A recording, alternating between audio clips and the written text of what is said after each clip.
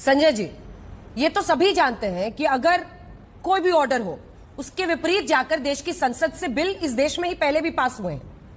लेकिन मेरा प्रश्न आपसे कुछ और है। एक अथॉरिटी बनाई जा रही है, उसका चेयरमैन तो मुख्यमंत्री को ही बनाया जा रहा है, उनके अलावा 2 अधिकारी रहेंगे। अब ऐसे में आप कैसे ये मानकर चल रहे हैं कि कुछ ना कुछ फाउल प्ले ही किया जाएगा ट्रांसफर पोस्टिंग में? एक अथॉरिटी बनाई जा रही है, उसके चेयरमैन सीएम रहेंगे।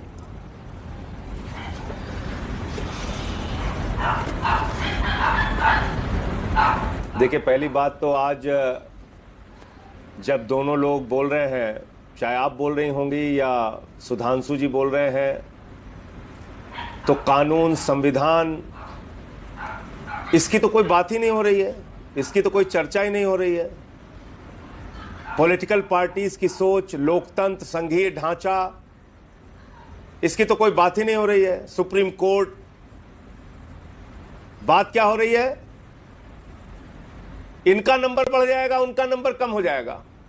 इन्होंने आर्म ट्विस्टिंग करके सपोर्ट लिया, सीएए पे प्रस्ताव पारित कर दिया।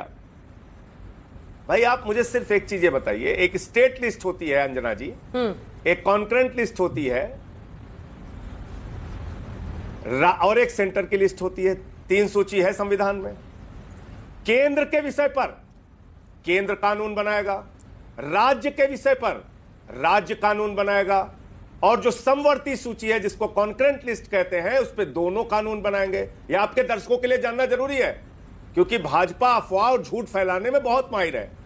तो जो कॉन्करेंट लिस्ट का सब्जेक्ट है, उसमें केंद्र और राज्य दोनों कानून बना सकते हैं। लेकिन एक ऐसा विषय है, अगर उस पर केंद्र सरकार, जो कॉन्करेंट लिस्ट में है, फिर दोहरा रहा हूं आपको, जो समवर्ती सूची में है, उस पर अगर केंद्र सरकार कानून कोई बनाती है तो वो प्रभावी होगा। अब आप बताइए, 239A में अगर यहां पर सुधांशु जी या आप कोई एक किताब दिखा दे कि संविधान की जिस धारा 239A से दिल्ली की विधानसभा बनी, उसमें सर्विसेज दिल्ली सरकार के पास था या नहीं था? 3 सब्जेक्ट को छोड़ के सारे अधिकार दिल्ली सरकार के पास थे या नहीं थे? और अगर सारे अधिकार दिल्ली सरकार के पास थे और उसमें आप कोई परिवर्तन कर रहे हैं, तो वो हो गया संविधान संशोधन। इसको बहुत अच्छी तरीके से सुधांशु जी भी जानते हैं, और आप भी अगर किताब पढ़ेंगे तो आपको भी पता चल जाएगा। और संविधान संशोधन, अंजना जी, 2/3 मेजॉरिटी के बगैर नहीं हो सकता। इसलिए यह जो बिल लाया जा रहा है, यह गैर संवैधानिक है। संविधान का संशोधन ऑर्डिनेंस के माध्यम से नहीं होता। यह किसी भी एक सामान्य वकील से भी आप पूछेंगी तो आपको बता देगा, ऑर्डिनेंस के जरिए कोई संविधान का संशोधन नहीं होता। दिल्ली की विधानसभा बनी है 239A से, संविधान की धारा, उसको पढ़ लीजिएगा। 3 सब्जेक्ट छोड़ के सारा विषय दिल्ली सरकार के पास है। और इसी आधार पर भारत की सुप्रीम कोर्ट ने 5 जजों का फैसला दिया। और चीफ जस्टिस ऑफ इंडिया ने क्या कहा? स्पिरिट ऑफ द कॉन्स्टिट्यूशन क्या कहता है? संविधान की आत्मा क्या कहती है? संविधान की आत्मा कहती है कि सर्विसेज एक चुनी हुई सरकार के पास होना चाहिए। किसको ट्रांसफर करना है, किसको पोस्टिंग करना है, एक चुनी हुई सरकार के पास रहना चाहिए अधिकार। आप बताइए, एक डॉक्टर अगर अच्छा काम नहीं करता है तो उसको हटाने का अधिकार मुख्यमंत्री के पास नहीं।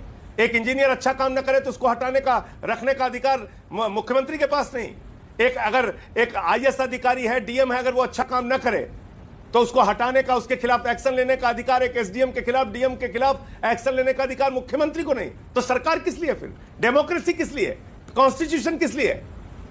और मैं आज कह रहा हूं सुधांशु जी से, उठाकर देखिए अपना 98 का घोषणा पत्र, उठा के देखिए अपना 2003 का घोषणा पत्र, उठा के देखिए अपना 2008 का घोषणा पत्र, उठा के देखिए 2013 का घोषणा पत्र, उठा के देखिए 2015 का घोषणा पत्र। आप अपना घोषणा पत्र देखिए और पूरे देश से हाथ जोड़कर माफी मांगिए कि जितने भी आपके पूर्वजों ने घोषणा पत्र वो तैयार किया था, जिसमें आप दिल्ली को पूर्ण राज्य बनाने की वकालत कर रहे थे, मदन लाल खुराना जी हो, साहेब सिंह वर्मा जी हो, अटल बिहारी वाजपेयी जी हो, लाल कृष्ण आडवाणी जी हो, उन सब ने गुनाह किया था, अपराध किया था, गलती की थी।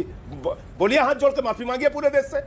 ठीक है, खाली अधिकार छीनना है, देश की सरकार, एक राज्य सरकार का गला घोटना है। इसलिए कुतर्क पे कुतर्क, कुतर्क पे कुतर्क, ऐसे ऐसे कुतर्क जिसपे आपको खुद भी हंसी आए। सुधांशु जी।